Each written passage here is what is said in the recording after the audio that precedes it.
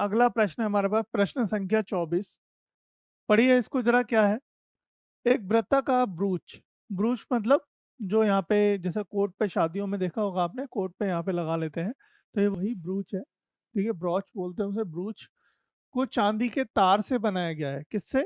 चांदी के, silver, silver wires, चांदी के तार से बनाया गया है, जिसका व्यास 35 मिमी, 35 मिमी मतलब mm, 35 मिलीमीटर। ठीक है, 35 मिलीमीटर है। तार को वृत्त के पांच पांच व्यासों को बनाने में भी प्रयुक्त किया गया है। मतलब एक तो हो गया, जो तार है वो ऐसे ही राउंड यूज किया गया। ठीक है, चांदी का जो व्यास है, मतलब जिससे 5 भागों में बांटा गया है, व्यास है 35 मिमी का। ठीक है, यानी कि डी, डी का मान दे दिया हमें कितना, 35 mm। तो देखो पहला तो हमें डी दे रखा है, हमें यहाँ पे 35 इसका मतलब आपकी जो त्रिज्या हो गई वो कितनी हो गई, 35/2। ठीक है, तो ये तो है हमारा व्यास दे रखा है 35 mm। और ये कह रहा है कि जो ब्रूच बनाए, देखो अभी इस ब्रूच में क्या, एक तो राउंड शेप है, राउंड शेप बनी हुई है ना, और 5 इस तरीके से लाइन खींची गई है, 5 व्यासों को बनाने में भी प्रयुक्त किया गया है वही तार। ये तार क्या है, इस तरीके से, जैसे कि 1 2 3 4 और ये 5, ये 5 और यूज करे गए तार व्यास के रूप में। मतलब ये क्या है, देखोगे व्रत का एक तरीके से व्यास ही है वो, इस तरीके से 5 तार और यूज हुए, जो उसे 10 बराबर त्रिज्या खंडों में विभाजित करते हैं। बिल्कुल सही बात है। देखो जब 5 इस तरीके से आप लाइन खींचोगे, 1 2 3 4, ठीक है, और एक और ले लेते हैं 5, तो ये क्या करेंगे, देखो 1 2 3 4 5 6 7 8 9 10, 10 बराबर त्रिज्या खंडों में इसको बांट देंगे। 10 बराबर त्रिज्या खंडों में ये बांट दिया इन तारों ने। ठीक है, तो यही उसने बोला है कि ये क्या किया है, जो व्यास जो बनाए 5 तार से, उन्होंने क्या किया कि उस वृत्त को, इस वृत्ताकार शेप को, ब्रूच को 5 बराबर त्रिज्या खंडों में बांट दिया, जैसा कि आकृति में दर्शाया गया है। देख रहे हैं आप, जैसा कि आकृति मतलब इस फिगर में जो पिक्चर दे रखी है, इस पिक्चर में ऐसा दिख रहा है आपको। तो अब हमें क्या ज्ञात करना है, तो उसने दो चीजें पूछी है हमसे। एक तो कुल वांछित चांदी के तार की लंबाई, वांछित मतलब जितनी यूज करी गई है, तो चांदी का तार जितना यूज हुआ है उस चांदी के तार की लंबाई बताओ। दूसरा, ब्रूच के प्रत्येक त्रिज्या खंड का क्षेत्रफल बताओ। और जो ब्रूच का क्षेत्रफल निकल, जो ये निकल के आ रहा है, त्रिज्या खंड जो आ रहा है एक ब्रूच का, ये वाला पार्ट, इसका क्षेत्रफल बताना है ना। तो देखो कैसे निकालेंगे बेटा इस प्रश्न को, कैसे सॉल्व करेंगे। अच्छा प्रश्न है, थोड़ा सा बड़ा होगा क्योंकि यहाँ पे दो चीजें पूछ ली है हमसे, पर आसान ही है, ज्यादा टिपिकल नहीं है, स्तर मीडियम कह सकते हैं, मीडियम स्तर का हमारा ये प्रश्न है, हार्ड नहीं है। देखो वृत्ताकार ब्रूच का व्यास दिया है कितना, 35 मिलीमीटर, और त्रिज्या कितनी हो गई हमारी, 35/2। तो चांदी के जो ब्रूच का जो वृत्तीय भाग है, मतलब जो बाहरी जो हिस्सा है वो क्या होगा, वो एक परिधि के बराबर होगा। पहला पॉइंट सॉल्व करना शुरू करते हैं। देखो पहला पॉइंट क्या होगा, चांदी का जो तार है, चांदी के ब्रूच के वृत्तीय भाग की माप अगर निकालें हम, ठीक है, चांदी के वृत्तीय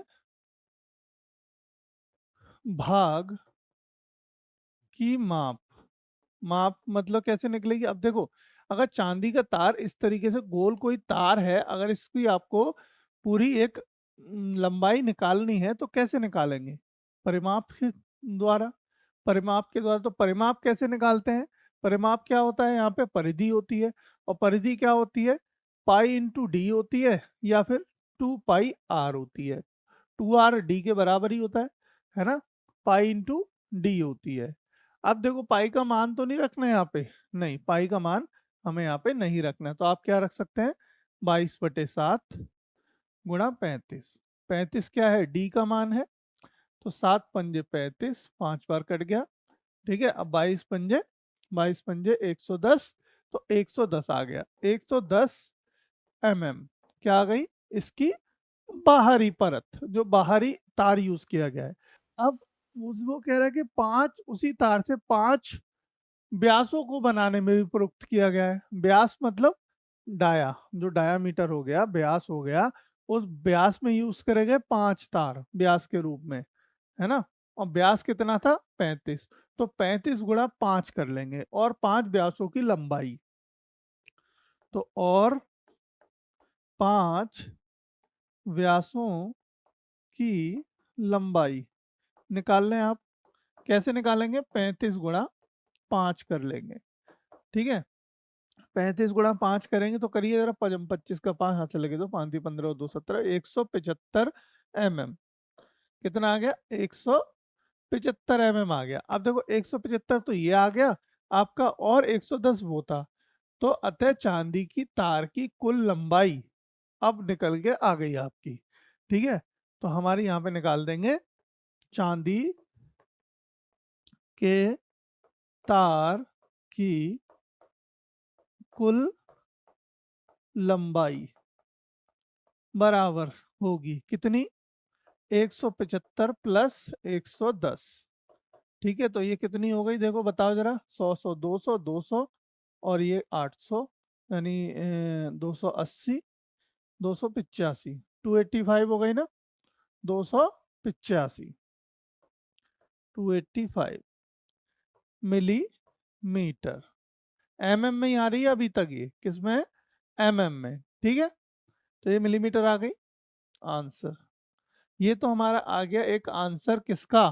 पहले पॉइंट का। जो पहला पॉइंट दिया था, लंबाई निकालनी थी तार की, वो तार की लंबाई आ गई 285 mm। अगर इसको आपको चेंज करना है सेंटीमीटर में, तो 10 से भाग कर दो बेटा, तो 28.5 सेंटीमीटर आ जाएगा।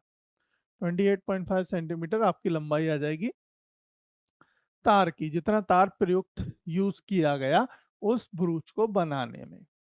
अब दूसरा पॉइंट क्या है? दूसरा पॉइंट है ब्रूच के प्रत्येक खंड का क्षेत्रफल ज्ञात कीजिए।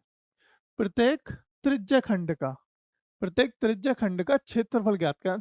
त्रिज्या खंड का क्षेत्रफल के लिए हमें क्या चाहिए होता है? थीटा चाहिए होता है ना। थीटा क्या होता है? एंगल जो डिस्ट्रीब्यूट हुआ है, मतलब जितने का हमारा डिग्री एंगल बनता है। एक तो हमें एंगल चाहिए, या फिर हमें एग्जैक्ट पता होना चाहिए कि वो कितनावा हिस्सा है उस पूरे वृत्त का। जैसे कि हम चार हिस्से करते हैं किसी वृत्त के, तो 1/4 हो जाता है, जिसे चतुर्थांश कहते हैं। जैसे कि हमें डायरेक्टली अगर दिया जाता था कि चतुर्थांश का आपने त्रिज्या खंड या चतुर्थांश का त्रिज्या खंड का क्षेत्रफल ज्ञात कीजिए, तो चतुर्थांश क्या होता है? 1/4वां हिस्सा होता है। तो 1/4 का हम क्या कर लेते हैं? 1/4 इंटू पाई आर स्क्वायर कर देते थे। तो या तो हमें जो थीटा पता होना चाहिए, या फिर एग्जैक्ट पता होना चाहिए कितना हिस्सा है उस पूरे वृत्त का। अब क्योंकि देखो मुझे मालूम है यहाँ पे ये जो ब्रूच है वो पांच तारों से 10 बराबर त्रिज्या खंडों में बांटा गया है। तो 360 को कितने में बांट दिया? 10 में। कितने में? 10 में बांट दिया, तो एंगल कितना निकल के आ जाएगा? बताओ। एंगल इसका मतलब कितना निकल के आ जाएगा? एंगल आ जाएगा हमारा कितना? 36 निकल के। तो या तो एक काम कर लिया आप, 36 निकाल के 36 के हिसाब से theta upon 360 into pi R square, इस तरीके से आप निकाल लो। Theta upon 360 into pi R square कर लो, और आर का मान आपको पता ही है, थीटा का मान मैंने बता दिया कितना, 36 निकल के आ जाएगा, क्योंकि 10 बराबर त्रिज्या खंडों में बट रहा है हमारा पूरा वृत्त। और दूसरा तरीका, दूसरे तरीके भी बता देता हूँ, एक और तरीके से कर सकते हो। एक तरीका ये है कि पूरे वृत्त का क्षेत्रफल निकाल लीजिए, उसमें 10 से भाग कर दीजिए। यह सबसे आसान है। पूरे वृत्त का क्षेत्रफल निकाल लीजिए, पाई आर स्क्वायर निकाल लीजिए, और उसमें भाग कर दीजिए 10 से, तो एक का आपका निकल आएगा। तो प्रत्येक का मतलब निकल आएगा 10 का, ठीक है। तो देखो, तो वैसे ही करके बता देते हैं हम, या तो वैसे निकाल लो आप, वरना हम यहाँ पे लेके चल रहे हैं दूसरा वाला ऑप्शन। ठीक है, तो दूसरा ऑप्शन क्या कह रहा है हमारा? दूसरा ऑप्शन कह रहा है वृत्ताकार ब्रूच का क्षेत्रफल। ठीक,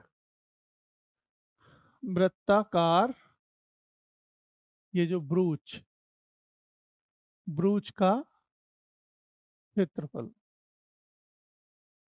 क्योंकि ये वृत्ताकार है तो क्या होगा, पाई आर स्क्वायर होगा। पाई का मान 22/7, आर का मान 35/2, 35/2। ठीक है बेटा, बताओ कोई दिक्कत नहीं ना। चलो, तो देखो 7 से काटेंगे हम इसको, 7×5 = 35, 7×5 = 35, 2 से काटेंगे इसको 11 बार, 11 बार काट देंगे। अब देखो क्या बचा, 11×5 = 55 गुणा 35/2, 2 बच रहा है नीचे, है ना। अब इन दोनों का ऊपर में कर लो गुणा, 35 का और 55 का। अब 35-55 का गुणा करोगे आप तो ये निकल के आ जाएगा कितना, 1925। कितना, 1925, 1925/2।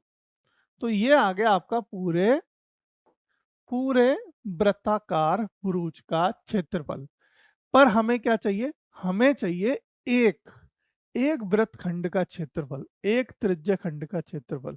तो एक त्रिज्यखंड त्रिज्यखंड का क्षेत्रफल बराबर क्या होगा, पूरे वृत्ताकार का क्षेत्रफल। ठीक है, वृत्ताकार का क्षेत्रफल बटे 10। क्या होगा, वृत्ताकार का क्षेत्रफल बटे 10। तो पूरे का कितना निकल के आया, देखो 1925/2 गुणा 10, ये आ जाएगा, है ना। अब 2 से भाग कर दो जरा इसको, 2 से कर दो इसमें भाग, मतलब 2 से काट देते हैं पहले, इसका मतलब सीधा सीधा आधा कर दो इसका। क्या कर दो, आधा। तो आधा करेंगे, देखो कैसे हो जाएगा, 2 से काटेंगे, 2 नाम 18, ठीक, एक बचेगा, 2×6 = 12, 5 बचा, 2×2 = 4, 2×5 = 10, तो 962.5 आ गया, 962.5 आ गया। अब उसके बाद हमारे पास 10 भी बचा है, 10 भी बचा है नीचे। और जब 10 से भाग करोगे तो आपका 1 पॉइंट डेसिमल और पीछे आ जाएगा। तो ये आ गया बेटा कितना, देखो 962.5/10, और 10 से जब दोबारा भाग करेंगे इसको, ठीक है, तो हमारा ये क्या हो जाएगा, 96.25।